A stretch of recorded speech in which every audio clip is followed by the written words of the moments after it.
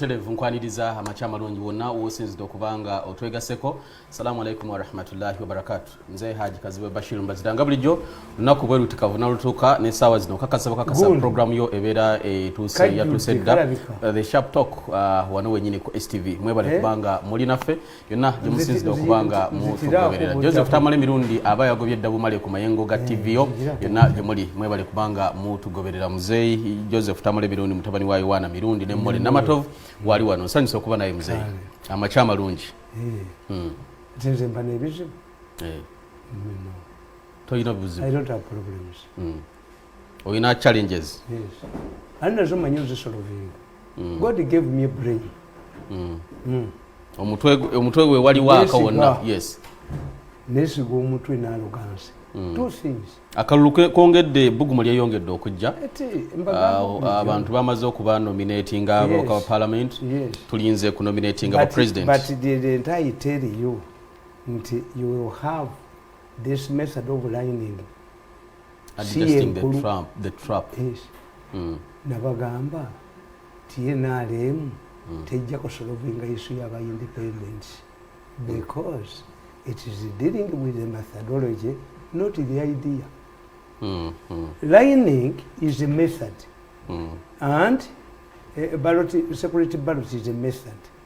But what drives people to go to parliament? Yes, I addressed it in your book. In this book, God gave me a brain. Authored on Friday, 7th Feb 2020. Yes. Nabagamaliza kusaba mwera ndaka 25. Nabagamba nti temusobola. Nabagamba temusobola. Nakamu, but you don't have time for you. I enumerated the number of reasons why lining will fail. And indeed it failed in some places. You have more people kubanga nabagamba nti ekimu kubisinga obukulu nabagamba nti chi challenges nature of politics. Otunulira lwaki ba independent bajja kubaawo. Yes. Key challenges in NRM. Tugenda kuba tutunulawo katusoke twagule omulamwa n'ensonga nga bwezitambula. Ebyo mu byonna nkugirayo katabo. Oba wabiwandika koddo. Bana biwandika koddo. Teri kyesiwandiise wano yogerayo ekimu nkugirayo akatabo. Jogera yekintu okulonda kwa 221. Yes. Wakuwandikako okujja. Ati bye bino. Akalulu akatanabago wakawandikawo. N'omuwanguzi n'omuwandiika. Kubanze nkubuulira nti lukwati politics afaanana nnyo marriage. Bw'owasa Mandela bwe yawasa omukazi bamuyita wife. Ono Machel bamuyita wife.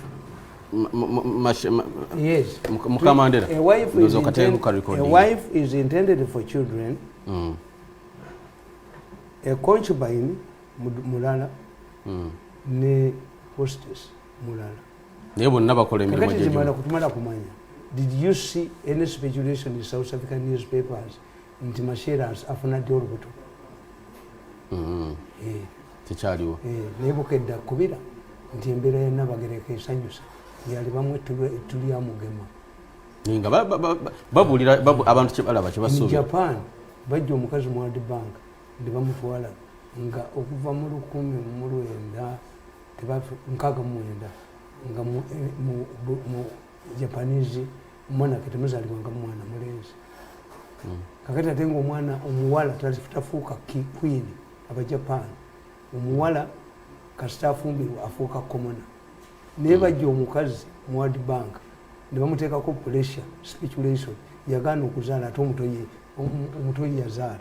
Crown Prince mukazi we yagaana okuzaala. Pressure. Kakati nze nkutegeera nenkubuulira. Why do people go to parliament or to local government? As leaders. As leaders. Ulwaki mwala wamba bazalemeramu, mwala wakuteesa alemeramu. Wenyini njaga tunulire akalulu k'essembabule. NRM omulundi ogusookedde ddala tugenda kutunula ne kakofira koyambadde mwe mukyabambala abalala tebabakkiriza bwambala. Naye tusooke tulabe NRM omulundi ogusookedde ddala yalangiridde nti bifo bibiri ebyenjawulo tebalina candidate. Ekimu ku bifo ebikuta abantu omubabiro Mawogola North. Mutserule muwala wa Sam Kuteesa ne Sodo muganda wa President Museveni. Gana amannya abiri manene balemeddwa ekibiina okuba kugoga nti yono bonna bagenda independent. Nabo si kyekikulu. Ekikulu nabategeeza nza mu consistent and I'm risk taker. nebaga nti Museveni is fighting a fierce battle in the palace. Chiri munda. Why? Nti bakolawo mafia fellowship bagiyite mafia ganga ne beerondamu n'omusikana asikira Museveni mukoddomi ne balyoka batukuba mu government mukoddomi wa Museveni gwe baagala addewo nga president agenze mafia ganga n'alyoka atukuba n'atumalawo n'atugoba mu government ne tugivaamu. Kakati today kasitaffe twava mu government ne bagamba nti bwe mubanga mu kisenge kyammwe mulimu basatu bwe ne mukyalawo n'omwana ali mu katanda buwulira ekibunya bonna muwayiriza nappi ya mwana naye the moment you remove the baby obula bwakifuuye ffe twava mu gavumenti ne tuleka Museveni n'ategeera abantu be tibaagala musuula all what you are seeing are symptoms baatuula ne bagamba mukoddomi wa Museveni alina okubeera president bamafia nga bwe balowooza. They are obsessed with the money, humiliating the people. Kati basigala mu bokka.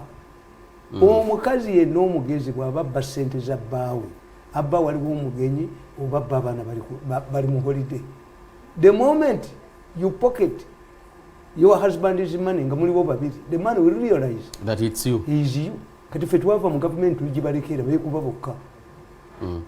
Alugansi yaabwe kati kigenda kuggweerawa because wajja bakuba kubanze even kapcha their meetings ne kansoke ntegedde ddala lwidi balimwa batya okutaggulula abantu bano Central Executive Committee olukiiko olw'okuntikko olw'ekibiina ne lulema okutaggulula muwala wa Kuteesa ne muganda wa Museveni. Museveni is facing a queen a different fashion. Ayina bakuba kubajjawo beekuba bokka bakuba abateere. Yesterday nabadde mbawulira Professor discharged a team, led a team to Kuteesa to tell him that don't allow things to escalate to that level. Ebintu tobireka kusajjuka. Professor ngamuwulira wano nkakukubire Professor adduke. Kuba Professor yabagamba the more this field is exposed to the public ffe tuluzinga gw'obbye ssente z'abataxi mu Kampala obbye Nuuni obbye egundi kalantini kabasa mukutera nobba n'abalunzi banno Museveni akanyuga ebweru osobola okuvaayo. And you see for me, look what the history of Uganda. Amanya Mushega yagamba, the history does not repeat itself. Fools repeat mistakes of other fools did in the past. After independence, what happened? Muteesa fell out with the Obote immediately. Nenga bafuna obwetwaze nga bali wamu. Two, abayipisi nga bali intact. Onanga batunulidde 1967 tekuba Obote is mandated okuteekawo akalukambeka kankaga musanvu. Kati Obote bw'amala okuba Mengo bo baali tebakimanyi manya bw'amala okuba okwawukana ne Mengo. These people, because the Ibingiras were lawyers, the Mbabazes are lawyers, the Kuteesas are lawyers, tebamanyi political dynamics. Obote yali ayagala okuteekawo a single party state in Uganda. Why? Bayina mulunguso kirabu eyakawunda Nyerere n'Obote. It was only Obote who was finding challenges. Abasigadde bali ababiri Kawunda ne Nyerere. They had an entrenched single party state within their countries, which Obote wanted to install here. Kakati bagulesi ibingira batuula nga bano bwe bali titulonda omusika. Bano tubajoge tubembwa tuziteeke wano buli omuntu kanywe kasasiro. Kakati bayibingira tebategeera. Gundi gulesi ibingira atuuka okuliolaizinga nti bwe tuteegatta na Buganda mu 67 kuba twalina emyaka 5 tugenda kugwa olwo ab'Emmengo as they are doing now Mengo politics bote bayiga bagenda batuula n'abadipi bagobe Beni Kiwanuka bakole yekka demokrati yekka bagatte dipi nani kabaka yekka as history batalina Beni Kiwanuka was challenged by Mulira wa kabaka yekka. Okay, in court? Yes. They held the delegates conference in Tororo where Kiwanuka defeated them. Nabakuba. Ngama we have defeated. The same political scenario. It comes back again. Kakati bayibingira bagende Emmengo bateesa n'ab'Emmengo titwagala numerical strength mu parliament tugoba Obote. Ab'Emmengo kabaka yekka 21 ekitole kikulosinga kiyingirawa mu UPC as you people DP bwe yayingira people power same scenario bonna bayagenda kanywa nibegatta Obote was in London akubira Grace ibigire simu amuganda how did you allow these kabaka yika people to join UPC kubanga gwa ye lwaki teyalooza nti Obote yali sanyuse kati Obote baagala omujja kubaleeta ebyamasanga. The motion was intended to ban kabaka yeka kuba yali directing it to UPC ne bwe kyamasomero ne bakola ki kakati abakabaka yeka ne Grace ibingira ne baleeta motion ne bagikyusa nefuuka ku investinga amasanga ge Congo. Obote n'akyuka yes Obote n'akola ki abakubu. When you ask him at that time some of them are still around, was the battle between Obote and Grace Ibingira intended to was it over Mengo? Over Mengo was sacked in. Ensonga Grace Ibingira and Obote, we are fighting over supremacy in the party. Nagoba Grace Ibingira n'aleeta yakati Grace yasooka goba Kakonge n'aleeta Grace Ibingira wagoba Grace Ibingira n'aleeta Gundi ono omusajja omwesi Naira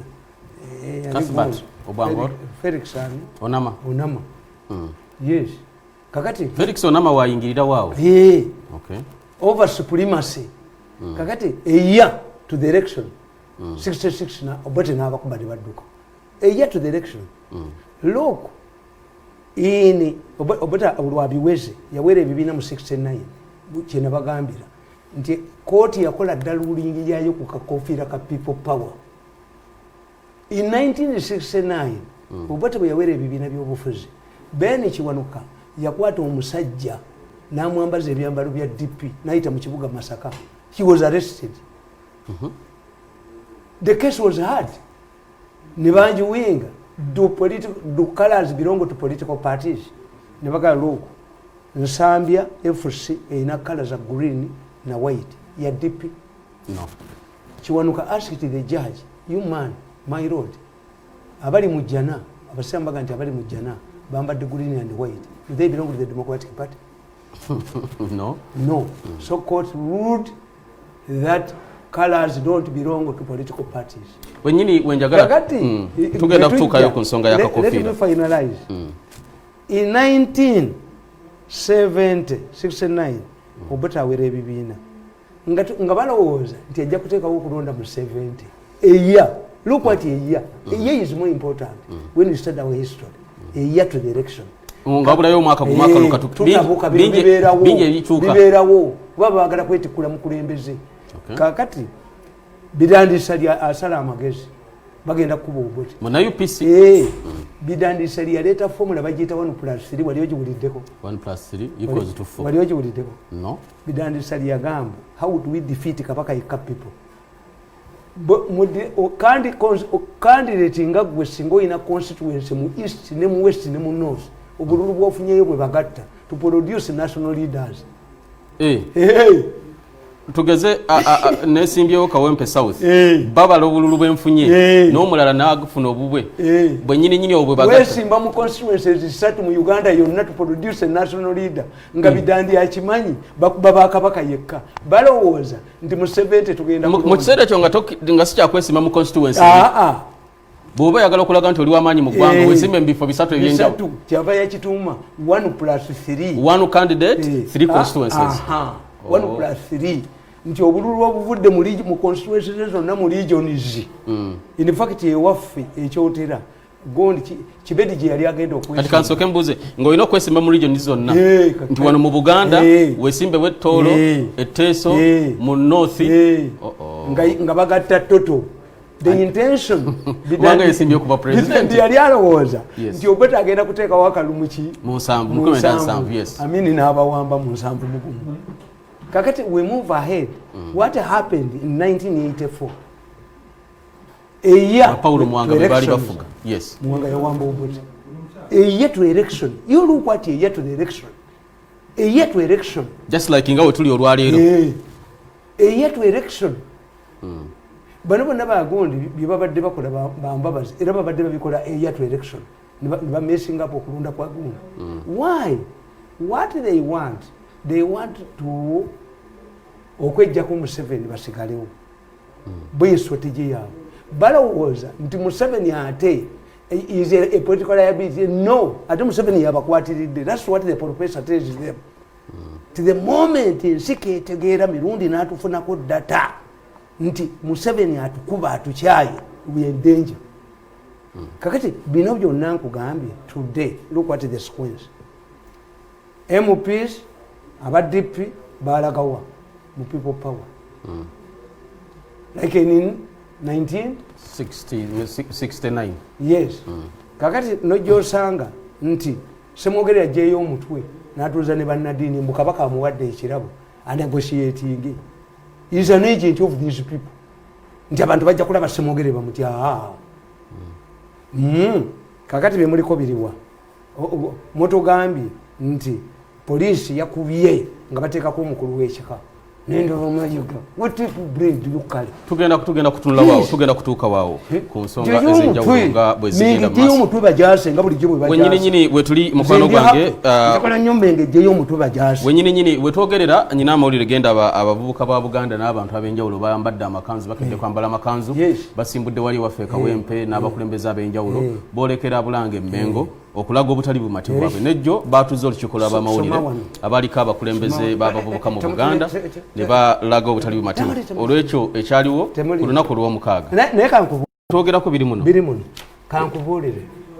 Are these people serious? What type of brains do they carry? Which ones? Mwasalawo n'okukuza amazaalibwa ga Kabaka mu kyempowooze lwaki COVID-19 ne musalawo ne marathon oyo omukulu oyo manyo ga mwajja sente mwabba sente nakana kasajja ka New Vision.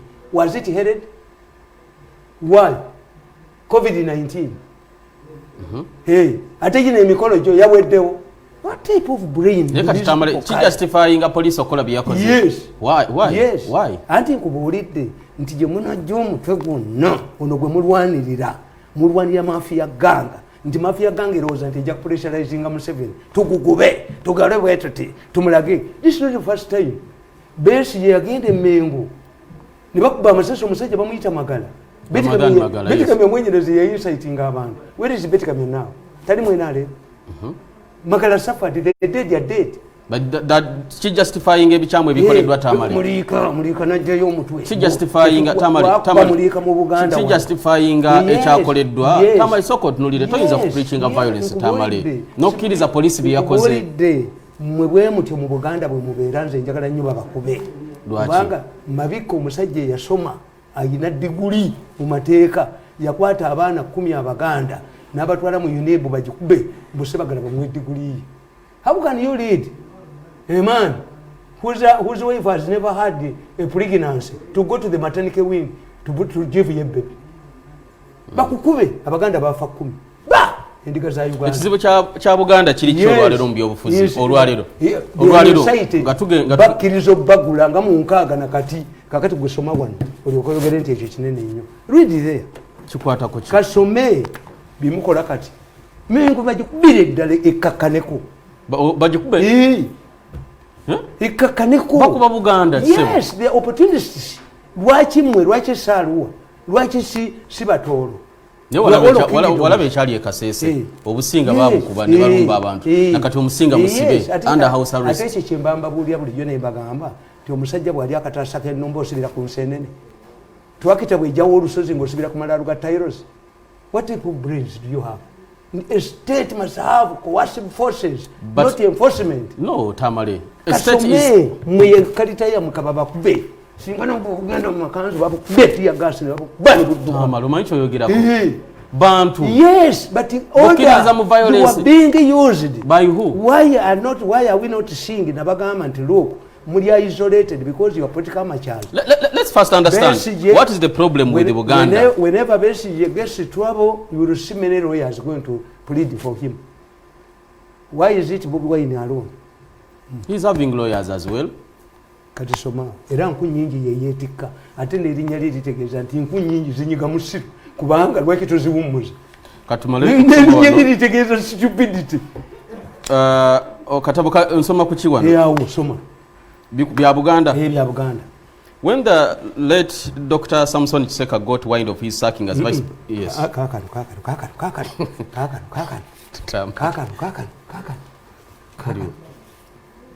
Kebera date kwenda kawandikira. Kati nsomewa. Iwasoka.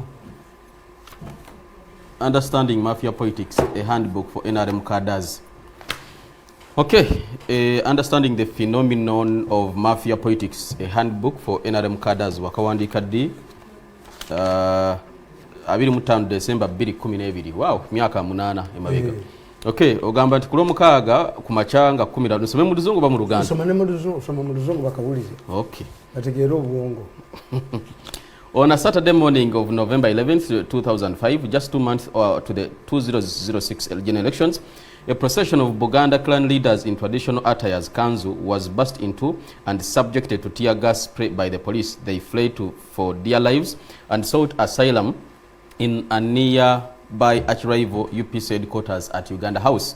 The leaders claimed to be proceeding to Parliament with a memorandum of Buganda's demands in Songa Semasonga to the then Speaker Edward Sekandi. They were, however, on a completely different mission planned and executed by Besigye. Mengo, like in all previous elections, was bent on blackmailing government as a strategy to secure more concessions. I don't have any qualms with interested groups lobbying in such election seasons. In fact, political scientists refer to such seasons as silly periods. This is because in pursuit of victory coupled with the fear of losing votes to the opposition, the sitting government responds to such demands very swiftly. However, Mengo always exposes itself to opportunists.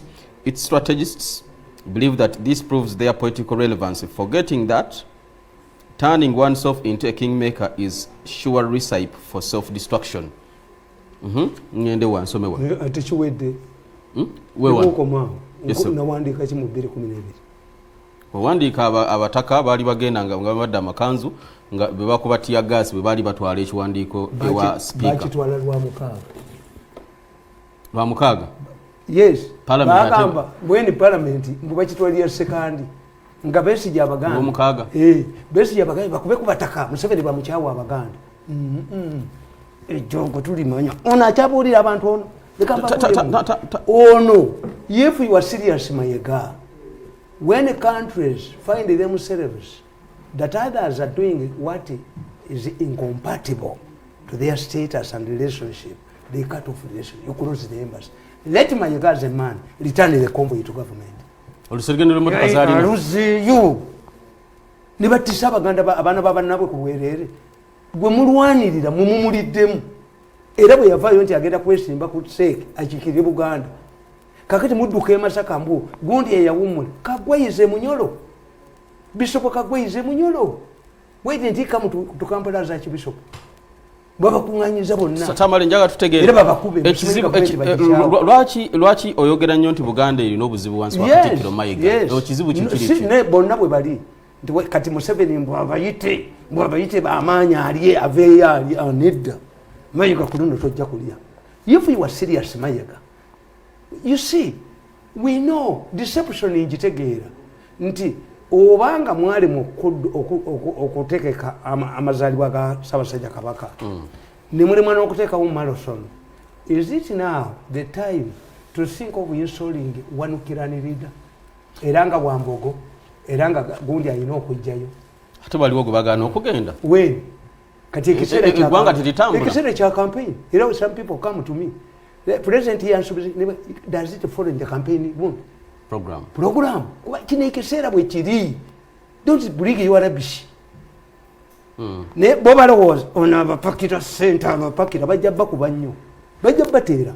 Tamale kanso kentegere Buganda evunuka etya because Buganda leaders opportunists. Why? I told you a man who cannot hunt is becomes a regular suspan cleaner.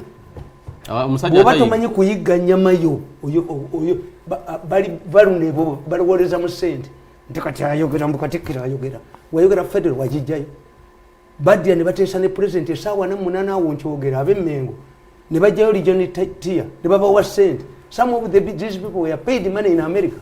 Bw'okebera ku social media abantu balina ebigambo bitali birungi eri Katikkiro wa Buganda bakambwe boogera ebigambo bingi ekyo kimu naye ate Katikkiro nga yalwanirira okuzza Buganda ku ntikko Mayiga owekitiibwa Mayiga yalwanirira okuzza Buganda ku ntikko Mayiga lwaki abantu bamulaba bwe batyo yayinanga puroguramu gyayogerera ku buli Friday to incite people this is why he incited people to kill my mother puroguramu ye mubagobe mu nyembe when he comes back nafuna gundi nakola ki neyeriga nanyaga abantu yafa. You cannot move from one extreme end of politics to the other. Mayiga came as a firebrand against Museveni. Omuntu abeera atya ng'alina oluseregenderwa mu motoka gwe bakukuumyambwa bamba wabe bakukuuma gwe. He lost. What did he lose it? Credibility is like a virginity, you lose it once. Tamale olooza Mayiga yagwa. Balidazi b'emmengo baagwa. Tamale toyizaga nti Katikkiro yagwa. Yes. Mwabi Mayiga akoze ebintu abantu bye badde batakolanga. Tofaali n'akuŋŋaanya ssente mu bantu ne bazimba amasengere. Mayiga, I don't want to reduce it to Buganda. Mayiga ye Katikkiro wa Buganda yekka akkiriza bassekabaka ne bakubwa enkuba tabangayo. Is worse than Obote. No. Mayiga is worse than Obote. Obote teyakuba ku masiro. Obote yalumba olubiri. Nosoloza yakuba ku masiro. Nosoloza sente empitirivu nga amasiro enkuba ekakuba n'olwaleero. Ati bagamba ebinsambwe tebinnalabika n'ebirala ebikozesebwa mu kuzimba. Babuulira. History is clear. It is Mengo that whenever Mengo wants to exert its relevance, it pays the bill. Any battle between the central government, quarrels start with it. Until today, Museveni is fighting his own people. Kuba ffe twalituka. Kakati abafuwa abategedde ndabyo olupapula lwa money. Mbu sente z'abasomesa zabulira luddawo. When an innocent woman is in prison, and doesn't monitor know nti sente president yazibawa ne bazibba ku mukazi ne bamusanyiringisa empapula enfu. The woman is languishing in Italy. What type of editor is this? You don't even remember the dream you had last night. Then you were drunkard. You ask for teachers' money. Era bayinciting abasomesa beediimi. Close the newspaper. I'm a senior journalist myself. But once you use your house as a brothel, the men whose wives are forward there have the right to burn your house. Kinene nnyo. You know. Bali balwana ntalo zaabwe za mu State House. Balwana gwe muwala wa kuteesa abadde mu America ng'omufunamu ki. Sati buli gyali mu America. Are you saying gw'oyinamu obuwo? Ulanagenda nensanga abasajja nga bagamba amafuta ga Uganda nembagamba mumusirike. Muleke nze ne Seremba twogere. Seremba weeka wembe. Ffe gavumenti mwe yatwala owange n'owa Seremba basoma amafuta. Ffe twogere mutuleke twogere ku mafuta bagasimaddi. Kuba abaana baffe bali ayido. Baba twala ne basoma oiro tebakola. Kakati nze ne Seremba mutuleke twogere. Naye gw'oyinayo ki kati bwe bagasumula oyinayo ki? Tolina w'otandikira. Yes, bano bakwalulinga. And they tell us that when a lion and a lioness are quarreling, are fighting, akagabe ne kajja kabataase ke balya. Gwe bakuyiseeko ewaabwe mu famire yaabwe. Why do they disagree now? Bakuyiseeko gwe? No. Gwe bakuyiseeko mu famire yaabwe? Baliki. Niyo bano ab'emmengo bavuddeyo babawe ssente semogera omusajja omukulu wawona ekkomera ng'oli muvubuka baakusibako eroddeyo akuŋŋanyiza bannaddiini kuba oli abawa ssente. Tamale njala tumalirize ensonga ya Buganda. Buganda yatereera nti tekyalina byebanja n'abantu kugendayo Mmengo because nga bw'ojjukira abantu luli bagendanga Mmengo era ng'omuntu okuga nti neesimbyewo musajja wa Kabaka Federo tugenda kulwanira Federo. Naye mu kalulu kano toyina gw'owulira ayogera ku nsonga za Mmengo zatereera Buganda byatereera ebyayo nti bannabyabufuzi tekyali nsonga ebawanguza kalulu. Mu katabo kange kano nkugamba nti mmwe kye mutamanyi nababuulirirawo neither Uganda nor Buganda has ever had a federal tibanga one. This was a rallying cry for Mmengo to deny Museveni votes and to make a concessions. Museveni bamusabanga kyatasobola kusolovinga. Yes. Whatever, if you want to survive in the opposition, don't demand what a government can do. Have you ever why has Kony survived the wrong? Kony yali akubuddeko kyayagala. fenafe mu baganda batugamba bakugamba nti omuzimu ogunatta tegwogera bagunyokeza byenkoko naye kasi omuzimu gwogera jajja ekimukubya ki tannima muleka agenda akulime. Yes, the moment Museveni, because these are short-term strategies, abantu bategedde mayiga yennyini yayogereranga federo kakati nedda takyajogera bamukubira mu lukiiko. If you think that installing a mutaka is very important, what's the role of Bataka in Mengo now? Mayiga atubulire yakayita abataka emirundi emeka to justify that installing a clan leader of the Buffalo clan where you invited Bob Wine and others. If that mutaka is very important, Mayiga atubulire how many times in the recent times has met a delegation of Bataka. Let the Kabaka, let us find, because the Kabaka cannot answer. Let Mayiga tell us how many times has the Kabaka met the Bataka. And in Sabataka, the chairman of the Bataka. Yes. At the Charlie Chichi, Mutesa when we are Chiwamba. Kabaka TAMALE council kentegere. Mubufunze ogamba nti Mengo is irrelevant. N'obuvunanyizibwa bw'abataka tebukyaliwo. Ate kwebe yamisa. Kigenderere oba we were installing a mutaka. Tell us the last time the Kabaka met Bataka. Bakikola bakigenderedde abataka obutabasembeza. Abataka Museveni yali tabategeera. De Bataka more radical than these babbi Mengo. Abataka baagala nnono yaabo. Zijjukira omukulu Nakirembeka wa Alan. Yes. Kakati bamayiga bwe baategeera nti de Bataka radical. Bo baagala buwangwa tebaagala ssente. De Bataka we are relegated. Baba isolating. Let Mayiga tell us. TAMALE council kentegere. Kiki ekikola Obuganda. The time he met Bataka. TAMALE council kentegere. To justify that installing a mutaka is so important. TAMALE council kentegere. Ekikola Obuganda. Kiki ekiyimirizawo Obuganda. Bwafa. Bwe buli. No. Obuganda. Nkubulidde gwe wenyini gwe kyeyogeredde. Abaganda batuga nti oguweddeko entonto ennyonyi guziyita ttale. As long as people, after some time, people have realized nti Nambooze bwe yajja mu parliament yajja ne hunting dogs n'olutimba azze kuyiga federo. Emboozi ezamusooka okuddayo ziri wakagimu nga zitegedde federo teriiyo. My sister Betty Kamya ye yali wa Federal Alliance. None of these people have raised a motion about parliament on the floor. Sibanenya, not at all. Why? Mu parliament ofuneyo federal. Federal is a form of governance, not a political system. You can go to parliament to change a political system from multi-party to movement or any other democratic. So ekyo nkikkiriza nti Betty Kamya yaliyo razinga tewatamupusi tewali yalwanira federal nga Betty Kamya yagamba ko president ya Namirembe namugamba nti nzize wano ng'omukazi yali alwadde ekikulukuto bwe yeekona ku munagiro gwa Yesu.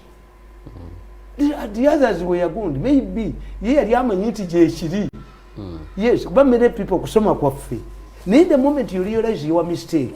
Mayiga yekasali ya sente. Kati ajayo omutwe tojayo omutwe. Lwaki oganti Mayiga ya sente? Singaba mukuba. Lwaki oganti emamba bbiri nga zolekedde Mengo nga waliyo olukiiko lwa Buganda bayita madirisa. Olaba Mayiga bwadduka nabuuka musenge.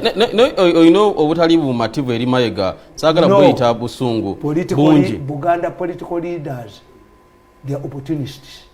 Benoonyeza byabwe. Tikati semogere musajja omukulu. Ne for one moment TAMALE. The battle is in the palace. Leave those people to sort out their problems. Sima katikira akoze ebintu. Akoze alwani yakuza Buganda ku ntiko. Ate etya. Ne TV gye bakola ne TV. Abaganda abali wano n'abali obero gwanga n'abayitamu ne baguma ne babeera wamu. Oyogera abantu noga nti maama wali yeddagala. Erigenda okuddira maama wange ow'emyaka 85 addemu abeere ne bbeere esongovu. You tell me obwakabaka obuyina amaanyi. Tell me nti obwakabaka bwegindi bwadda nga ne musoto bamuyuuya olwo absolute monarchy mu nsi baziyuyiza. Even the kings in Saudi Arabia are democratizing. Nti eriyo omuntu alina amagezi mu mutwe Mengo aga nti eddeyo ku ntikko nti omukazi omukadde addeyo abeere ne bbeere esongovu.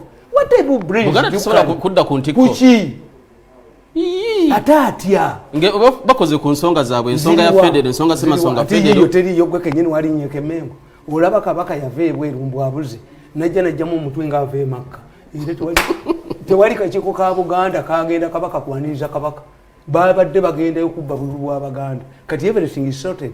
We are going to have the freest election since independence.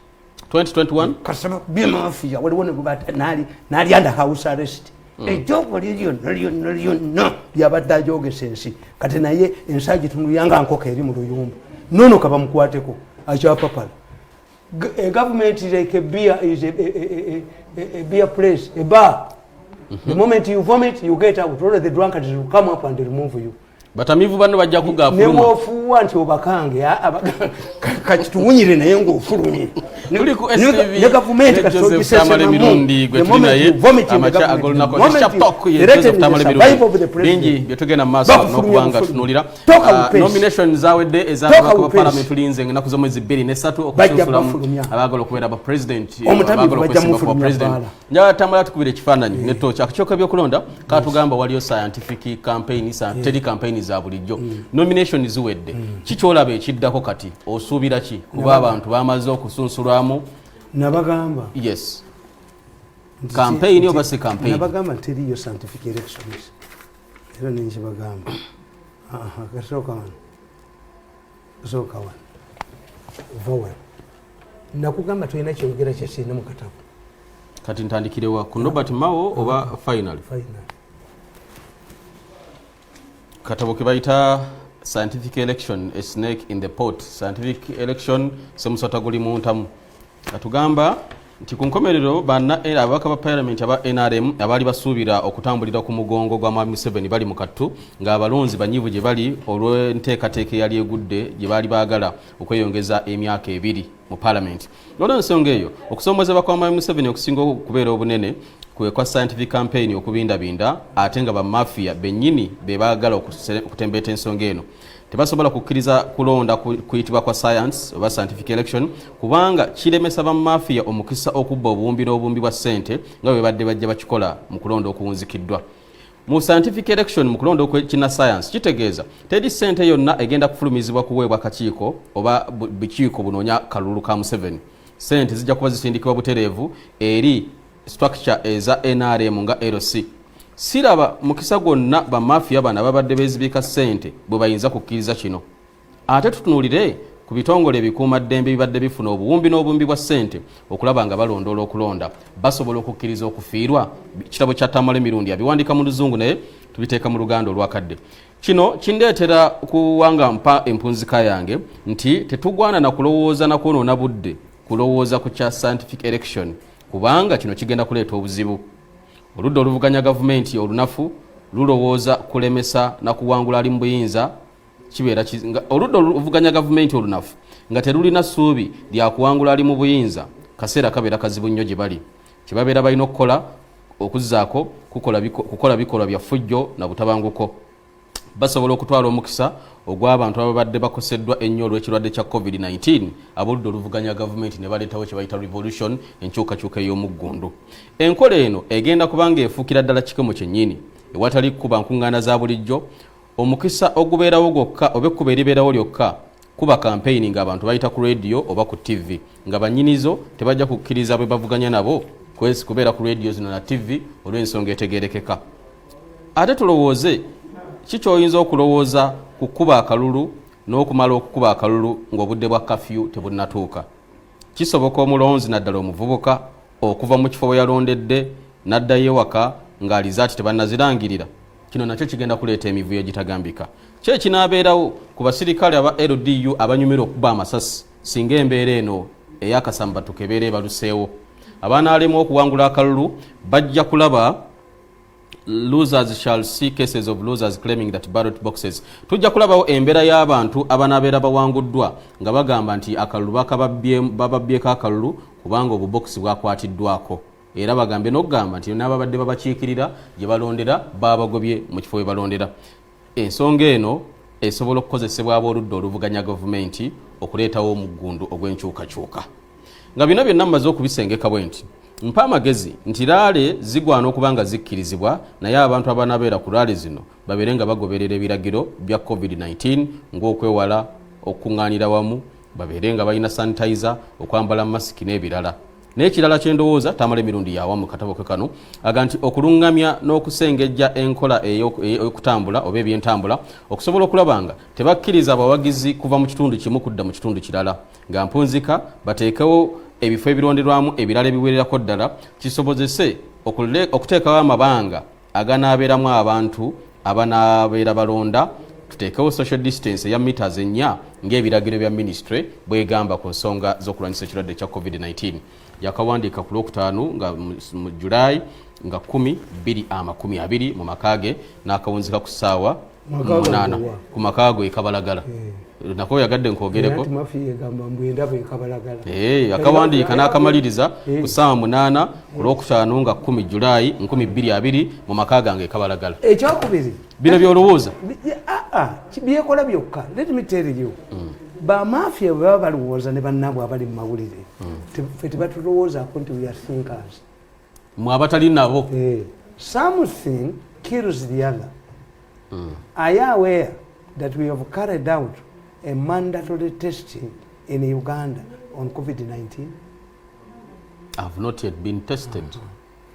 What is stingiddwa inze anti nsonga eryemu yes COVID-19 bwe bakusanga ng'olina bayola ne ba-associates bo yes abaana abazze ku ssomero olabyewo gwe bakomyawo nti alina COVID-19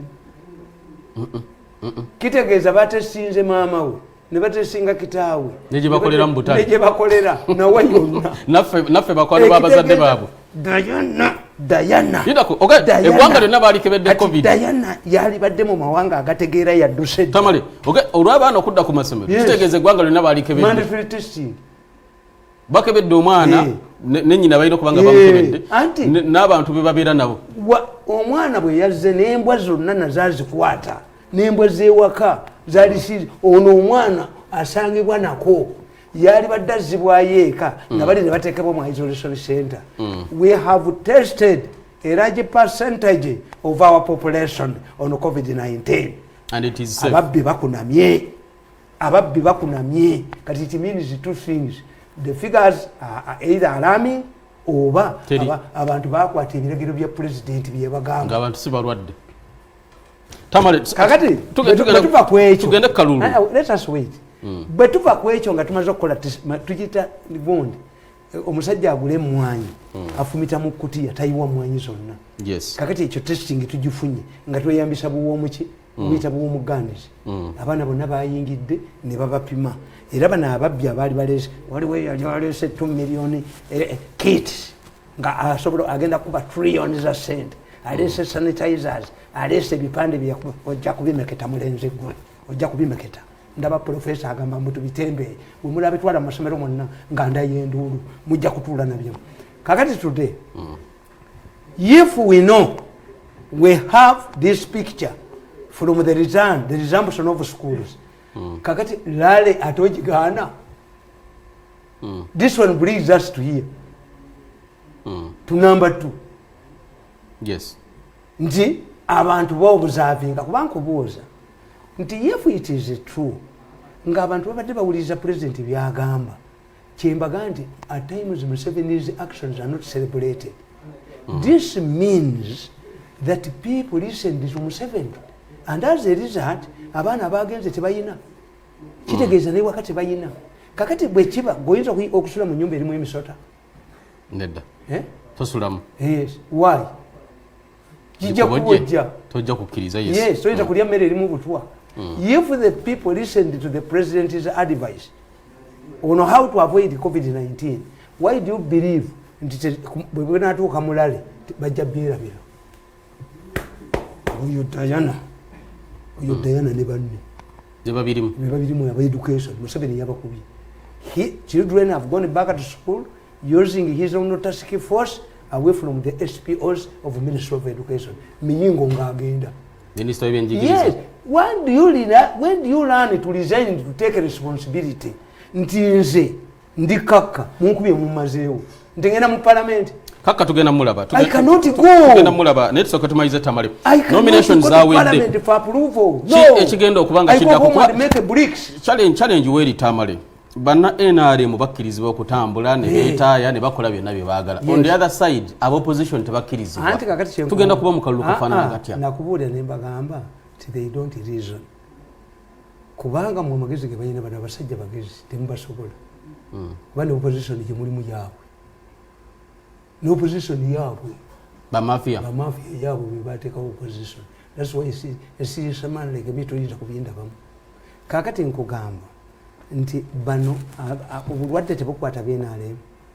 Bukwata buli muntu. Yes. What did you do to Yiga? Eyayogera obwogezi nti tebuliiyo.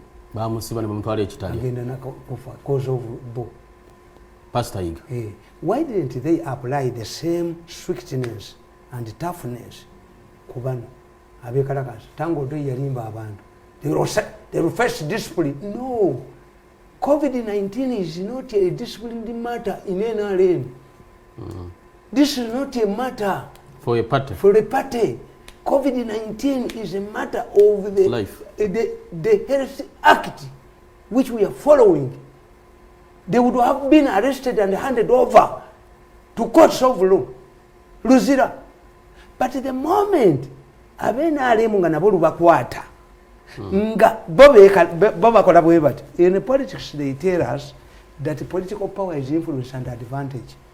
Nti President Museveni asobola okutuusa essaawa 12 nga akyakuba lale n'agifuula meeting because he is the president of Uganda. Esobola okukyuka ku ssaawa esemera kate kyali lali. Tebannakugambako nti president wa America Trump Air Force One bagimugyeko. You are defeated with it. Ekyo timuli mu makulu. But when it comes to a disease nobireeta nga ffenna tukafiiramu naye ekikulu kiri kimu nti the security they are provoking you into a trap of tear gas. Nabaga nti omubaka wa parliament oba omuntu yenna akoze omukolo ogunaavaako okuba tear gas afunako percentage n'akubye afunako percentage. Kibuna buli omu. Yes, tear gas is commercial. Era abapoliisi bamala kulinda bati. Don't you know whether Kyagulanyi will go to court in Mbale? Don't you see it? What's the role of the RDC to head security? Netumanya Kyagulanyi tajja kujja mu kooti. Bwanajja will cause a stampede. Amakuba gonda tukatayize. Why do you wait Kyagulanyi to go to court oluvana ne lubeera ku mulyango gwa court? You want to power tear gas because the tear gas is a commercial. The policies are shared between the RDC and those who have organized and the police officers. Tamale nga byonna bifaanana bwe bityo. Kikyogenda okulaba mu campaigns zino oba mu kunoonya akalulu. Rallies gye ziri mu kulaba okuko. Yes, abalalu bajja zikuba. Ate kati ekirungi ekiriwo. Omupoliisi ekyana agenda Sembabule. Bonna bamaanyi. Wrestling bingwa ku bingwa. This is very good. Nabo kabakituukeko. Olaba nga public rallies zigenda kubeerayo. Museveni musajja mugezi nnyo. Do you know what it means? If the Kutesa's daughter is independent and his brother is independent, they cannot enjoy party facilities. The moment Kutesa goes there to campaign, he will be arrested. He cannot campaign for the daughter? For the daughter? Alikubibye kati omwala yeewagudde ng'owanza wa Bobi Wine bwe yeewaggula. Toyinza kulinnyayo. Museveni alina kichwa wano. Kati naye tayinza kugenda kunoonyeza muganda naye tanoonyeze muganda we Kalulu. Tajja genda. Museveni gwe mmanyi. Tajja genda yo. Bw'anaabayo lwali Museveni gwe mmanyi Tamale. Bonna ajja bayita abeere nabo ku katuuti. Abagamba ono muwala wange n'ono muganda wange. Ate babe si babe kati ba NRM. Si bapate. Do you know what it means? President omugamba nti ye muganda wali ku independent card n'ono akyajja mwana. Akirekedde bantu. No. It affects his capacity as chairman. If you have failed to convince your own people, whom are you now going to convince? Bajja kugamba nga muganda we yesimbyewo. And it means the role of independence must change in the parliament. Why? Do you expect Museveni's brother? Is it ye amwewaguddeko? If he goes to parliament, ajakusigala independent. The role of independence is going to change. Tuli ku STV wonna wotsinzidwa kubanga otugoberera.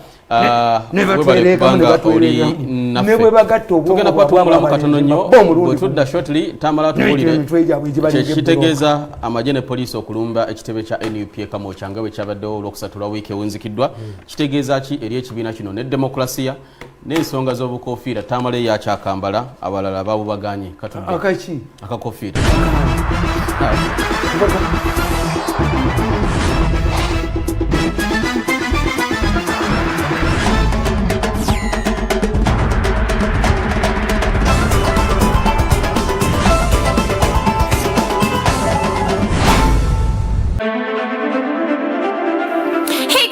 Watching STV, select for fun. Oyagala okusuubula emitala w'amayanja ffe aba TAMALE Enterprises Uganda Limited tukuyambako okusuubula ebyamaguzi byo okubitambuza wamu n'okufunira biterekebwa tubikusasulira nga bituuse emutukula emalabba busia ssaako ne nakawa gwe yandyetaaza okusuubula mu nsi nga China ne Dubai tukiryalinga ebyamaguzi byo nga biyita ku mwalo gw'e Mombasa ssaako ne Dar es Salaam awo nno ne tubituusiza ddala ku mulyango gwo ate gwalemereddwa osasula omusolo teweeraliikirira tugukusasulira oluvannyuma n'osasula mu kibanja mpola ffe aba TAMALE Enterprises Uganda Limited tusangibwa Bugoloobi ku luguudo lwa Portbel olukadde ku kizimbe kya Maria okumanya ebisingawo kuba ku ssimu zino wammanga noti 754 25 56 46 oba noti 788 71 28 96. You're watching STV, select for fun.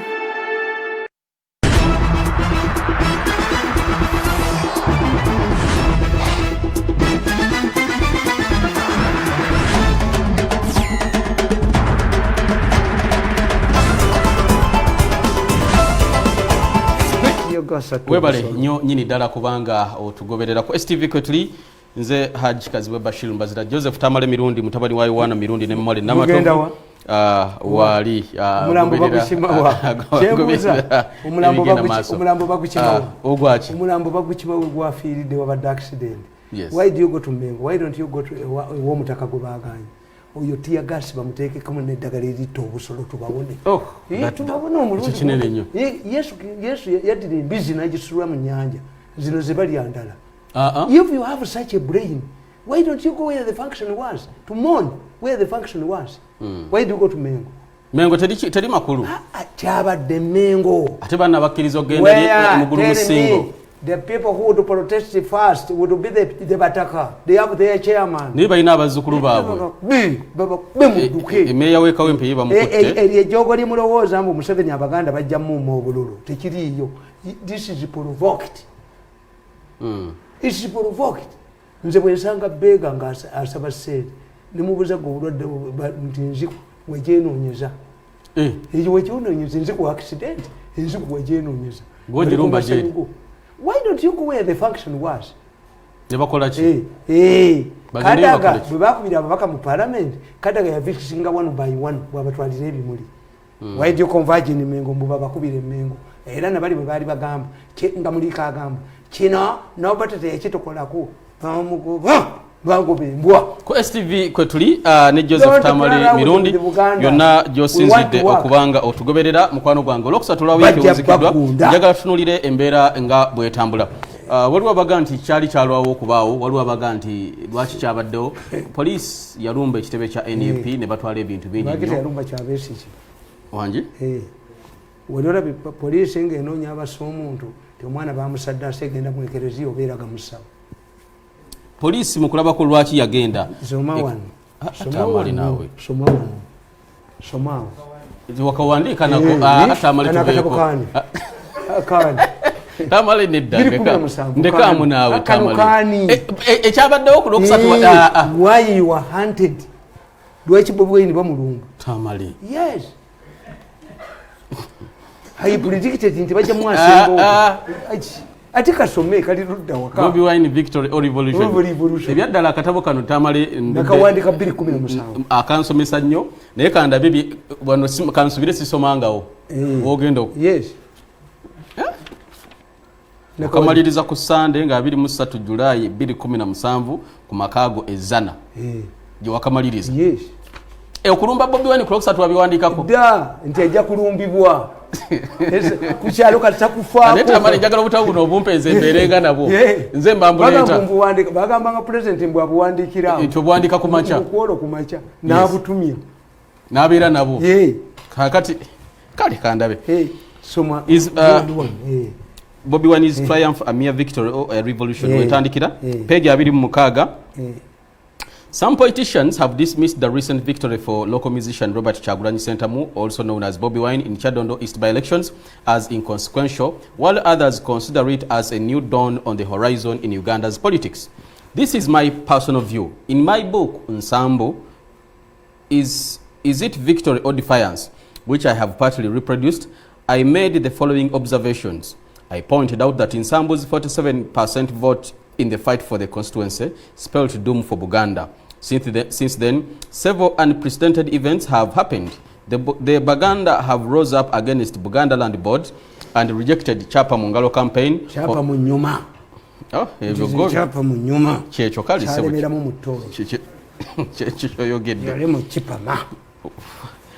One may ask, what went wrong? My observation is that the Baganda later realized that taking the Kabaka to court was something normal and no longer a taboo. Likewise, Bobi Wine's victory will have far-reaching consequences because of the following reasons. One, although one can say that all members of parliament are equal, the fact is that it is completely untrue. I wish to explain this further. If all members were equal, how come that some are appointed ministers whereas others are not?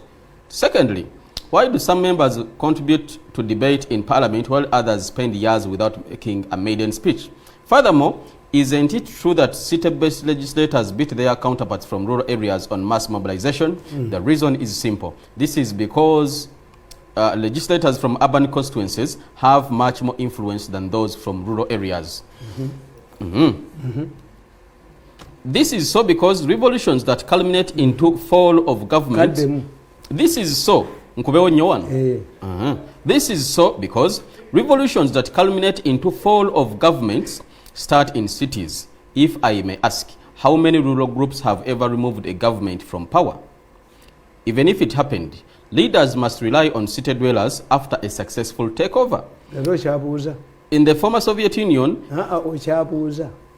revolution etandikira mu kibuga kyekyalumbisiza poliisi office za Nupe Kamojo era none fujoli yalikolanga wano ndalikola lukungiri. Okay, government bagiyira wano Kampala kakati ekitegeeza Bobi Wine n'ekibiina kye kirimu abavubuka potential rioters kino okubeera ekyo gundi gye mwagambye yabeetolodde mu munyenyi nedda awewa mwe ebyuma biri biti enanga yagamye mbu munyenyi zazi enanga naye akyayogera mu bantu yagamba enanga bamwogeza munnaye bye bamusiriwaza naye abalya ssente balala dombo Dombo zene mwala wa kutesa ate yavudde ku secretary kuba Dombo naye baateekayo muteeke ne bakuba ofono nze ne boyita meeting omuli bondo sige Dombo sigendayo I know all of this by capture them every day. If the president wants my services, I'll work alone. Tamale. President Yalesa Abano kuva Canada. Ntibajje bakole wan. Eya tickets what? Ba mafia baba wambye danga hita na yogera nabo. Tamale, soka tumalize chino. Ukitegedde yo point na chigwera wan. Yes. Nti Bobi Wine. Katika mbuze police ogende kamocha nga bamanyi nti waliye mundu waliyo bomu waliyo ki bajja mufungula bamufungule wonna anti ngamba police ogenda yo abanonya bomu ye potential ayina abayaye ayina abavubuka abakambwe abasobola okweyiwa mu kibuga naye ate nga bana ekibuga be bakyeyononedde omusajja omugagga fuge ne butonda n'oyo kuba n'ojejjawo gwayine ente seddume ewuwo n'olumba akatale n'obbamukene kati n'omukyalo omulala omujozi era naye alese baasi ze zibonyaabonyaabo mu kibuga ono omukazi ono kansala how can you appoint a kansala from mu kibuga n'omuwa minisita bwa Kampala a kansala from mu kibuga n'ekibuga what is wrong it's too big for her namugwanya tayina tumalize kino kati polisi ekibuga kyekirindiriddwa temulowooza nti intelligence temanyi what you are going to do kyekibatwaza omukofiira n'ebyambalo baba provokinze mulinya bubasi kulaga Mengo baki Tamale kansoke mbuze mukutwala uniform obukofiira manvuli peni n'ebirala byonna bye batutte mwayingira mu lutalo lwa Paris ko mwayingiramu kye kitwaza uniform z'abaana banoonya goroza batwala uniform bayinza okumanyaniya kubisa uniform zino China ne bazireta bazikomparing Tamale n'abantu babadde banaku batutte ne uniform bulirembu Tamale katsoke tutegere Tamale kye kikwasa abantu aba print abakola engoye abantu ababasangidwa nga bazitembeeya abatunda masiki abatunda obukofiira Bobby Wine ne mugante Bobby Wine most of your people are so operatives. Did you tell him that? Yes. And do you think it's true? Ne mugamba nti mukazi wa ina meeting zatulamu nti owange nti yege no mubuze. That is propaganda at its best. That is spinning. Even when he don't his party iranga me in the morning. Banze mafia nalinje manyi. Ti mafia believed nti esobola okunkwata ne Bobby Wine. Nalimba manyi nti bali naye.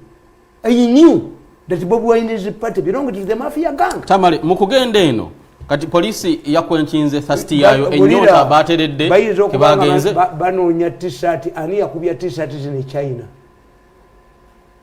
ngaze banoonya tukompeye gwe otamanya kye banoonya bakivinze kye babadde bagala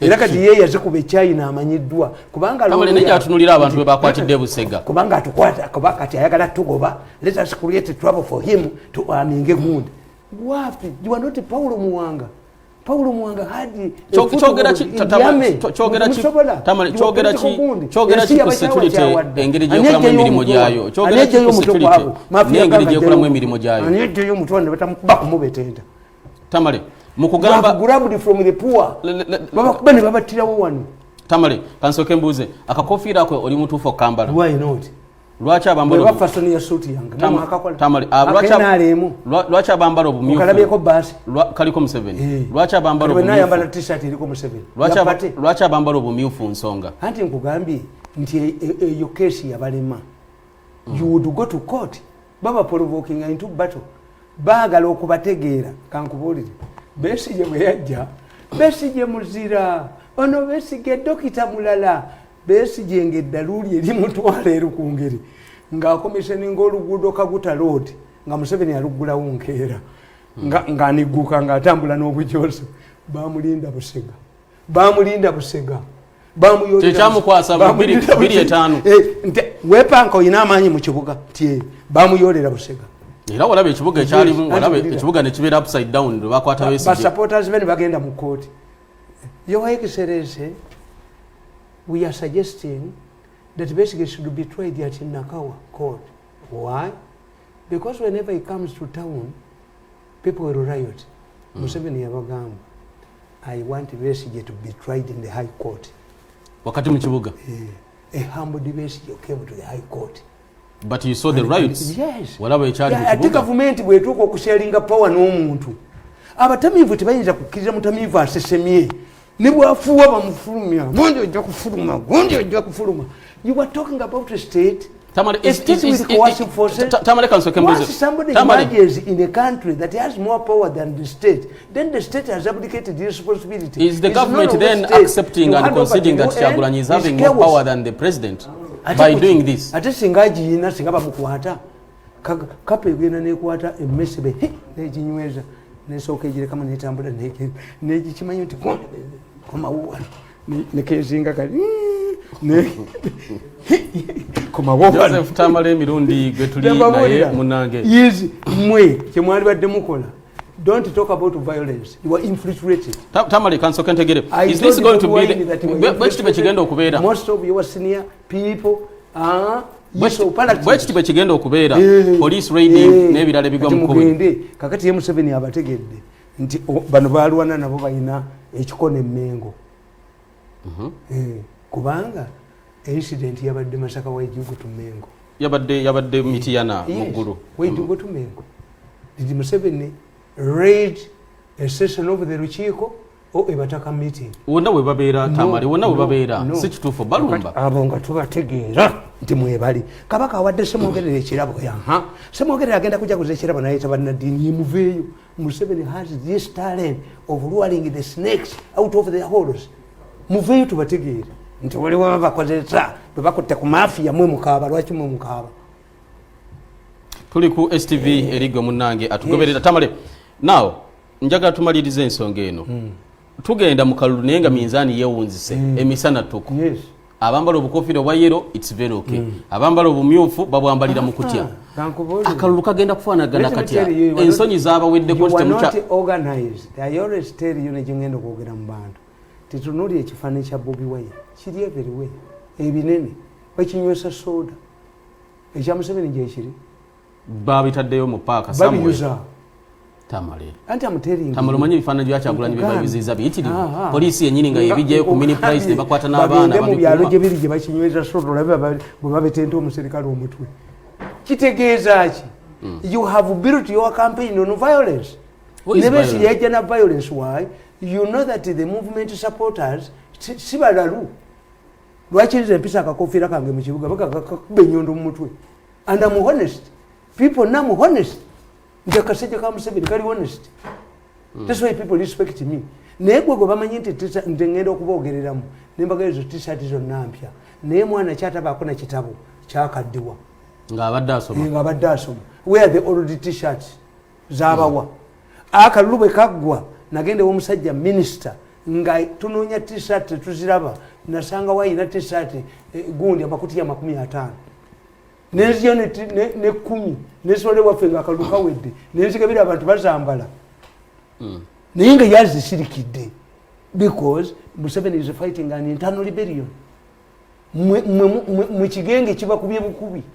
Why do you fight a battle? Where kuwaje? Babadde banyaga ebintu by'abantu banyaga taxi banyaga basi banyaga gundi baleta karantini ataliyo ne babba abantu ne badira ennyama y'abantu bagitadde mu gundi omusajja ne yefuga buli kimu kyonna. This is payback time. Tamale. Why do I Tamale. Kankuzira kama bega katono. You pay the bills. Okay, just a minute. Tamale okijjukira nti bwe balumba offices za NUP ku Lwokusatu wiki wunzikiddwa Kyagulanyi yafuna international media coverage CNN, Al Jazeera, BBC and he was everywhere. Wanji kino tekikunnyonnyola okimanyi in Uganda. Don't you think that government linda katono Tamale malize, don't you think that state bwekola ebikolwa bino ye pushinga Kyagulanyi okumuwa level enene amawulire ageberu ne gafuna international attention by the mistakes ezikoleddwa babikola ban abazungu tebabikola ewaabwe ne balumba offices z'ebibiina by'okusi ne balumba offices z'ebibiina. Trump attacking China. That's a foreign policy. At least they are not attacking political parties. Trump is not attacking Democratic Party. The moment you bank yourself, your future on foreigners, me I don't believe in foreigners. I do my work. Me when sent never. The moment you involve foreigners in Uganda's politics, you've lost. Why? Can you do without them? The British were even when Museveni was fighting to come to power, he had foreign backing. You tell me which country in Uganda has influence? It's only the Vatican. Not USA. Yeah, tell me. Not Britain. We were mwana muto. Walaba ko Land Rover ziko British aid donated by British aid. Are we still having them? No. No. We saw the British and the American embassy. Yali ku parliament. We used to see them with their children going to living in the country to Nairobi for safety. Did we see a peacekeeper in Uganda all the time we in danger in the political turmoil? Tawali. Who hosted Amin? Amin was hosted by the Queen. The Bungereza. Yes. What did they do? Shamelessly, the British were training Obote soldiers. We are killing people in the world. We had an advanced British military training team. We had the Tanzanian training team and North Korean commandos. This is where they lost. Uganda is singled out ekizimbo kwali British High Commission to express that anger. This is when the British lost. You think that Abangereza amawanga geberu tegaina bintu by'abantu? Lwaki hold on. Hold on. That's good. Bwegabanga tegaina influence wano. Lwaki mwami Museveni emisana n'ekiro ne kumacha n'olweggulu tekimu lindako buli kaseera achogerako n'agamba aba baba bagira bagwira tujja kukiriza bagwira that means is much aware about the influence banga jeri na chiche sobola kola omuntu omba banga jeri. The British had the policy when Museveni was in the bush. Immediately Museveni arrived at any airport of Britain would be handed over to Amin. When the shameless British knew that Museveni was going to take a power, he was hidden in Britain for 6 months. Hypocrisy. The moment you involve the foreigners, if foreigners would solve problems, Mogere would be president of Uganda. Tamale, you cannot say that. Uganda budget ya for trillions ana mwemu. Yes. Ebitundu nkaga ku buli 10 bili foreign funded. It is your corruption. It's your corruption. That means the foreigners have an upper hand in this. We can finance our budget. It's your bubi. In fact, let me tell you, omusango gwa ham ekyasinzo balum noyo omukazi principal judge agenda beyo wanudde mukazi kwe bajja kuteeka ebutabika if you are flouting the law dubateeka ebutabika abamulalu bajja musula mu basajja balalu ebutabika abakazi abajonyeseza wano bonna babulalu mu basajja balalu ebutabika bamugalireyo bamukoleko factorization bana bafako kye bakola ku bubiri. I'm telling you, Uganda is watching. Why is the government panicking over Hamu's case? One thing. Back will have sent to Australia, not IMF. Back will have sent in South Africa, Barclays Bank, not IMF. Back will have sent to in the Nigerian government. Kagata Basaja Baliba with this sin. Nibanga tell us. Is Museveni trying to cheat our money? Yet to me zone. Anti is also not syndicated money potea. Kakata think about never immediately to syndicated money. Because I already knew more than no Yahoo court. Is because you have messed up your economy. Otherwise, do you know the representative of World Bank in Uganda? Jali. Uganda. Do you know the IMF? We used to have the Paris conference in June, where all African leaders would go for their begging wound. Yes. Do we still have the Paris conference where Africans could go and beg money? It's after messing up your economy that you need before the foreigners. As long as Museveni has the support, can the foreigners support a mafia gang that reached the level of extracting human organs from patients? They're being wanted by international bodies. 2 serving ministers are wanted. I'm telling you. Uganda one Chairman wa mafia ye yasazeewo bamukubidde obutambi baweereza mukazi w'obutambi ne babumuweereza ne bamugamba nti gwe linnyako Kadaala n'omulala bagenda mukubira Kadaala naye yeewandisiza. Do you know what the man has decided to do? No. To avoid the campaigns. Tagenda bibamu. Tagenda kwogera ati okwogera abantu bajja mukubirayo. It's only a failure. The president has no media. If the president is tackling corruption, how can the foreigners support the corrupt? Yes, it's only he has no media to explain. Ezo billions mwogera ze wabasomesa. Are you saying that Museveni did not backtrack on the promise? No. Sente yaziba wa ne bagende w'omukyala agikulira is in prison with her daughter. Ne bamugamba tusayiningire wano nti sente ozifunye tukuweka enguzi ya milioni 10. Omukazi omusiru n'asayininga sente azifunye. But I can defeat these people if you remove Akulo and you get a proper site director. Did this money reach the account of the intended group? Nakati zitukanga. Ikitegezi namba kwata. Kati olupapula lwa monitor edited by their agent is asking what happened to teachers to incite the teachers. Tamale nego buli mawulire ogakuba. Otera kuba company emu nga monitor ogitaliza. Atikatoloza nayo yayingidwa. Atika nakatoloka nabo. Kana katabana kawandika da. The survival of Ugenya Kingdom. Ugenya. How King Musanje battled Omuko Lwembao. Yes, I wrote it long time ago. Ugenya Kingdom. Once upon a time there was a Ugenya Kingdom. Ugenya Chechi. Ugenya Kingdom. Nga kabaka wali bamuyita Musanje. Musanje nagenda yereetera omukonga bamuyita Lwembao yali akikubye ku ttaka. Yali akikubye ku ttaka yamuyamba yali mutabani we nga bamuyita Mukenzi yali amutumye Mukenzi lwakulengera wala. Namugamba tumuyolo omukonga akikubye ku ttaka. Ugenya Kingdom nagiwandika dda. Ugenya. Neta okusoma kataba ako luvanyuma lwa wano. Ugenya ensonga positive cha tambula munange. Now you concentrate. I've been telling Bobby Wine, don't involve because you have a chance to learn from. Bobby Wine should not be like a Southern Sudan. Southern Sudan had to learn from other African countries. Nabo bali mu mess. Why? What happened? But it's the government. Omwana omu bwasoma kati wange tebayinza butasoma.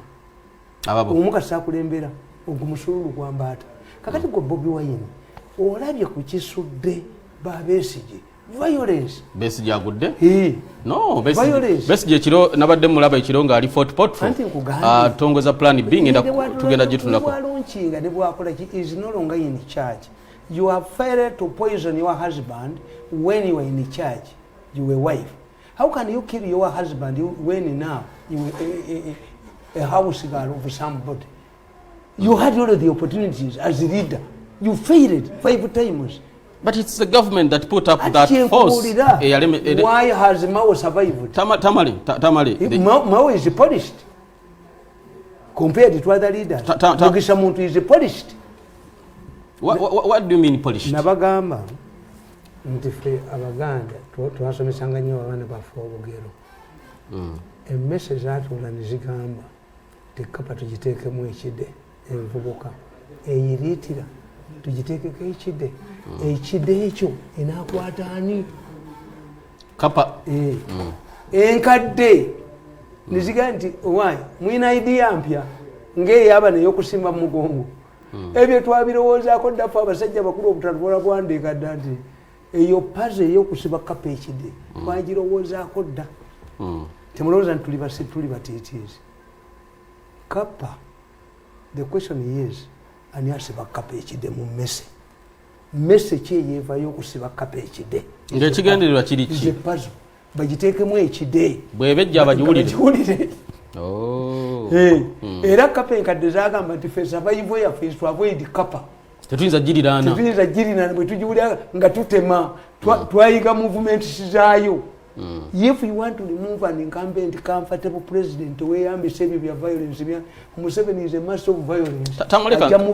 Tamale kansoke embuuzi ogamba abantu bali violent tamale mukazu akazu kanajja omutwe bajja kakubirawo kulaba tulaba akazu kawedde kabuzaabuza nfa yaako. Tamale mirundi kijojjukira gwe tamale mirundi mpaye mirundi jojjukira abantu ba Bobi Wine baba nupu babadde violent before police force at least in the recent past. Police yagenze nerumba ekitebe kyabwe these young boys ne babeera obwe bati ne bakuuma emirembe babadde basobola okwekalakasa babadde basobola okukasuka amayinja they restrained didn't they?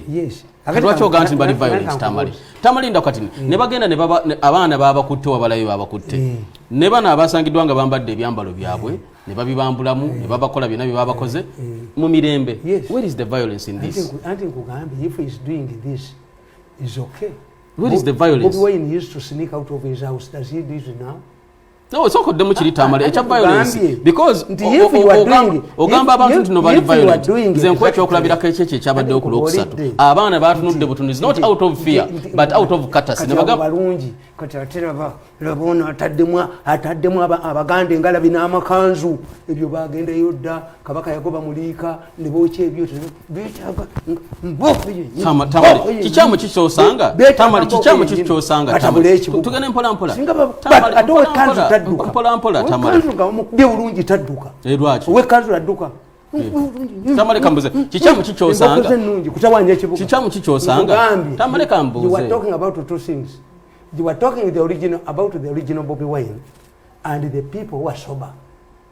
Bano kakati Buganda yingidde ati abantu mugenda nimbaga bali violent Buganda yingidde bwe mutebe mugamba ne president yali violent police yamalanga kuba abantu tiagasa abantu ne badduka mugamba abagezi ba besiji bali violent ne bano mugamba bali kichamu kitamala omuntu okwambala kanzu olunaku olw'okubiri luno n'ayambala gomesi n'agamba agenda Mengo. Where is the violence tamale so kutumajize kino tuyamba abantu omuntu akoze ensobi ekanzu ye violence boyambala ekanzu obera violent. Where do you go okutambula okisangamu obuzibu omutogene kyenkubulira ekkanisa yakubiddwa. Did we see abavudde Namirembe okwekalakasa mu kibuga?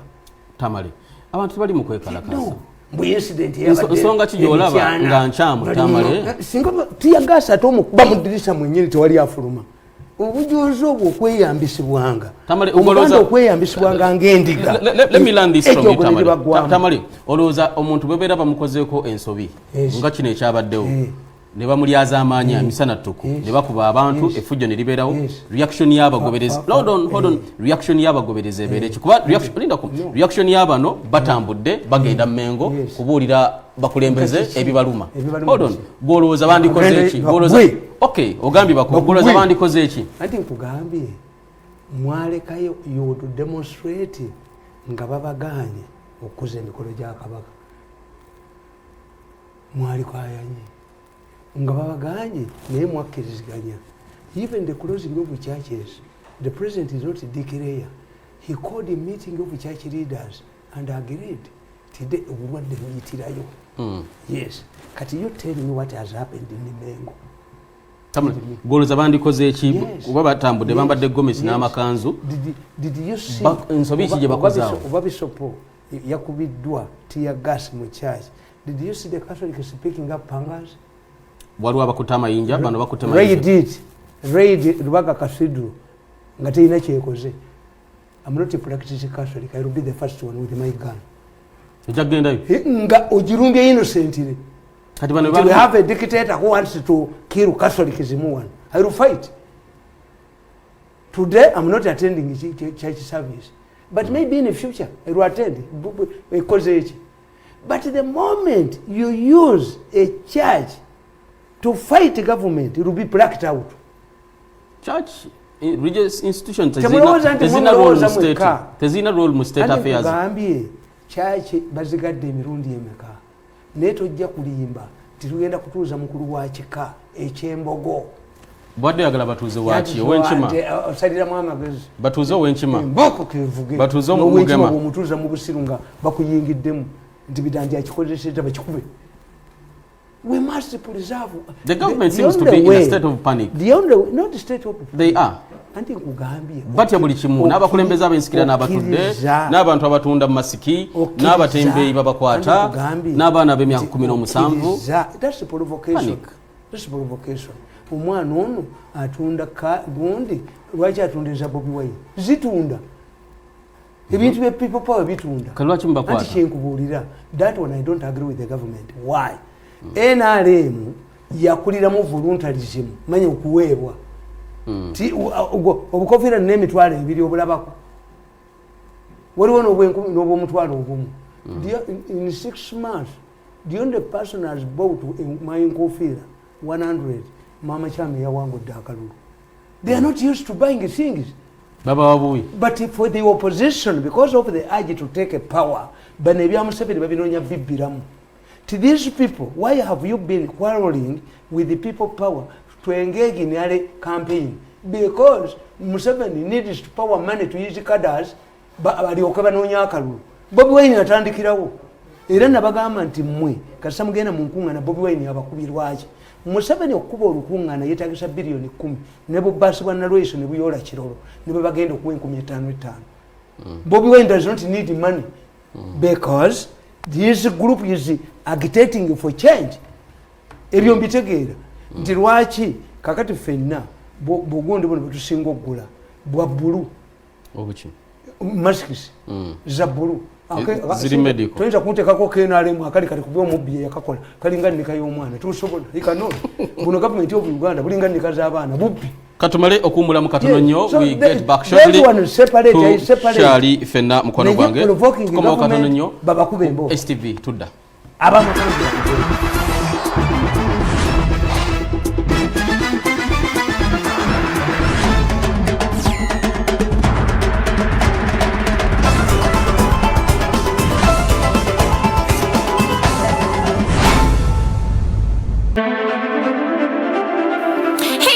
Watching STV, select for fun. Thinking security. Here is your #1 security solution provider, Cyclops Defense Systems. We specialize in a wide range of security solutions for individuals, companies, schools, and businesses such as security systems, cybersecurity, executive concierge, child protection, investigation, data protection, defense training, carrier self-custody, among others. We also have accessories such as investigation pens and glasses. Find us at Plot 2 Mviro Lane, Apartment 2B, Kololo.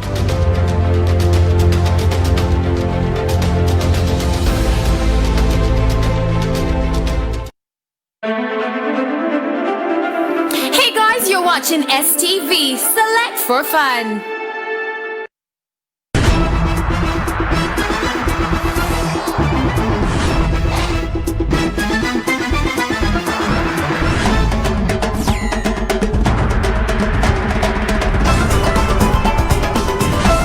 Bale kubanga ochali na Quest TV kwetuli Joseph Tamale Mirundi nze Haji Kazibe Bashir Mbazita program The Sharp Talk nsonga nyingi zetugenda maso n'okubanga tutunulira erigwe munange atugoberera yunajo since okubanga oli Tamale njagala tuyambe ko bana Uganda okola omulimo gwa civic education lero abantu bagenda mu kalulu abesimbyewo kansala MP president byonna abalonzi bano balonda ki nanti kyenkubuulira nakiwandika kodde nakiwandika ddaba kale Tamale naawe tuleke mu mugambi nti bagende mu motoka yange bajeyo akataba akaliko mu 7 how to save a tongue from his hostilities oba tekirimu nabaga nti problem eri mu Uganda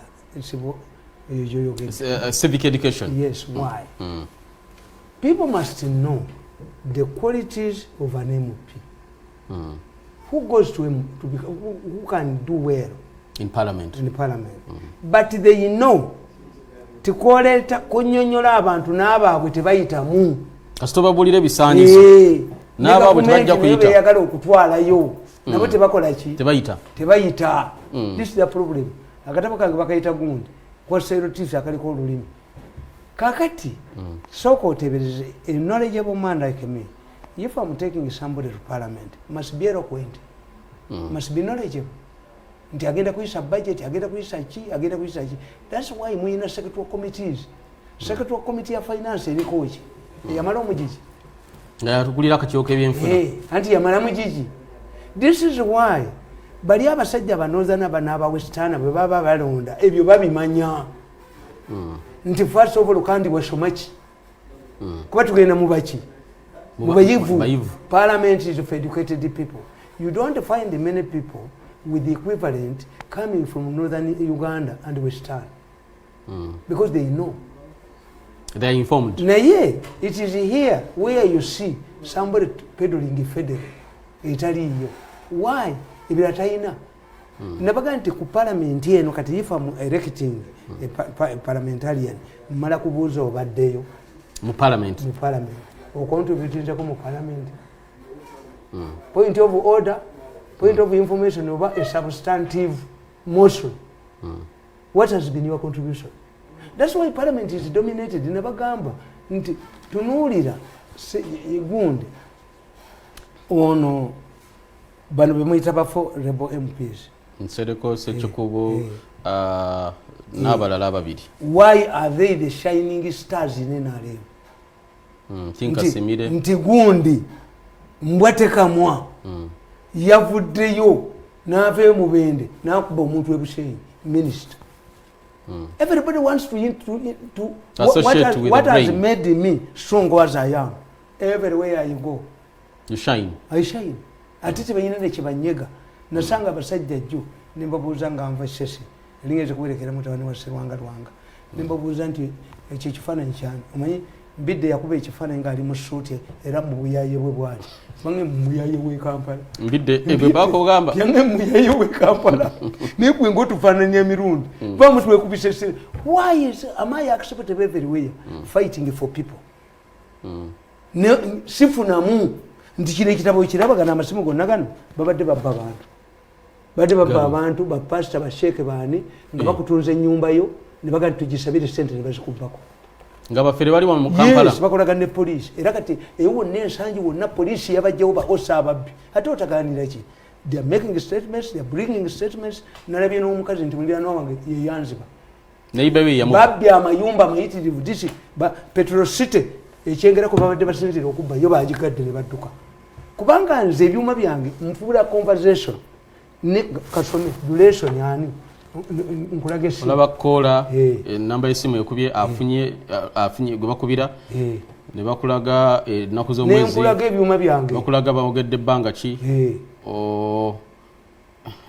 yes kiri wano kola base station jasinzidde emirongooti latitude longitude ne mu nyumba mwokubidde nkufuniramu kati sheekadduka yabadde akubye ekibinja ekyo ne ba pastors bano nga babba abantu anti bakugamba pastor ajja mu kyakyo basheke ajja mu muzikiti n'akugamba bw'oba oyina ky'otunda nkisabira n'ogenda ebuwe kozi mu gurupu ye mwe muli agenda okugula ennyumba kulayisi ennyumba n'ogiramula nti miliyoni 8 bibazikusasula kati sheeke nakkubira essimu nti jangu nazo nzisabire nze nasabira kiri ennyumba ogitunda eyo sente tezivaayo naye ng'endagaano bagirina era mutelling you mubagobe mayumba gammwe why they don't have anything paid babbanga bantu kakati ekyo ekitongole eyo gundi ekulirwa senior police officer namukwata abamu balikyengera petosite kakiri mu tawuni kirumba kasenge naweeru bulaga naye gwe n'ogamba nti omusajja obadde mu palamenti oba omukyalo obadde mu palamenti mu palamenti mwobadde nga toyogererangako mu hansard muuli wayogerako va ku bino ebyabamonita bye bakubanga babawadde sente people who have signed in parliament those are paid up things oyina kebera eri mu hansard mwenyewe yes mu hansard people would be looking for the hansard nze nabagambako nobagambako nti mwekambabuulire nti bwe kibanga bagenda kwogera luzungu mu parliament mukuŋŋanya abaana abasini ey'omukaaga abantu bano abeesimbyewo mubawe topic bajje bakyogereremu etutegeere olaba abadduka most of the candidates will not attend organize S4 S5 S6 in a school abeesimbyewo bagende baboogereremu mubagireyo topic emu ekwata ku ggwanga tebajja kujja tebasobola kwogera mu luzungu kakati mmwe the moment nekibawandiikira wano nti ekikulu gavumenti yakitandika mu CA kuba ne mu CA naye yali eyagala okutwalayo abasimi ba kabbuli ebiwutta nti gundi nti abalambaala pulezidenti teyabagamba kulambaala pulezidenti yali abagamba kintu kimu kaaka nakawandiika kaako ensonga za nti lwaki abasimi ba kabbuli bagenda mu CA that's the constitution we have it has been amended all of the time because the drafters n'abagenda mu CA baali basimi ba kabbuli bagabanga masefuliya naki atugamba the NRM feared to explain to the population who the most suitable candidate for the CA job was. For this reason, many voters were not aware of the role of candidates to the Constituency Assembly and its crucial importance. Secondly, people had no trust in lawyers for this job. Had Moses Gongo had performed well as Speaker, a job earlier considered as a preserve for lawyers. It is not surprising, therefore, that in the race for Constituency Assembly elections, the late Zimula Mugwanya defeated Justice Remi Kasule, who was the president of the Uganda Law Society at the time. Secondly, since voters did not understand the role of the Constituency Assembly, they perceived it to be another parliament where everyone can go, and it shouldn't necessarily be lawyers. Thirdly, since political parties were in limbo at the moment, no serious strategies were taken to sponsor and campaign for suitable candidates.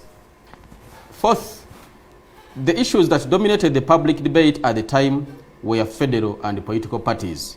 Other issues were not considered to be important. Today, people talk about constitutional amendments, but the provision for such amendments were not considered to be important and therefore did not attract much attention and debate. Yes.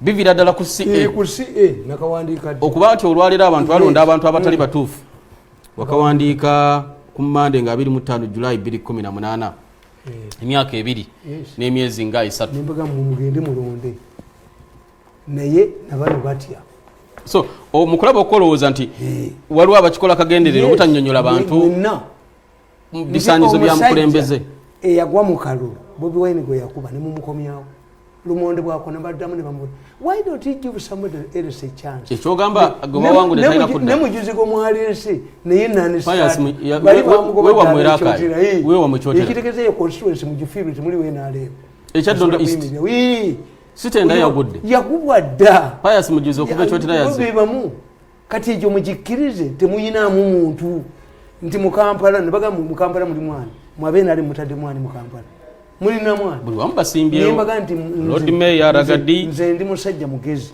siyinza kuwerekera kukwata misito gya mbizi kugitunda ku mawulire nange bankubiremu nti nze brain man mbawagirire Ragadi Ragadi kiki nga Ragadi oli amwagala ayagala muyisiremu basize nga namugwanya get capable people ati mwe batamale babuze muganya okwesimbawo nende tebayinza bakukuba ne bakujjamu kubanga baagala ebyokufuga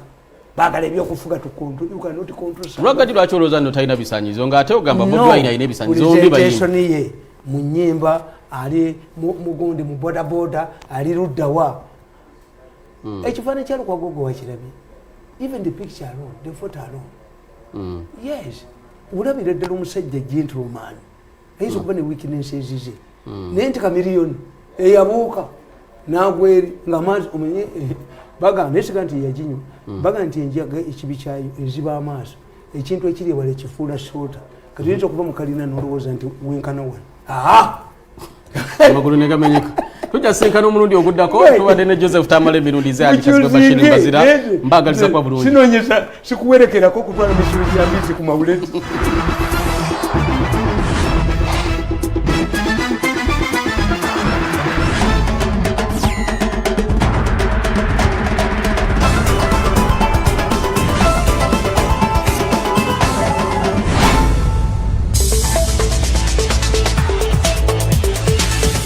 ebirowoozo by'owulidde mu puroguramu eno si bya STV abakozi baayo oba n'abagiddukanya wabula bya muntu ssekinnoomu. STV erungamizibwa ekitongole kya Uganda Communications Commission.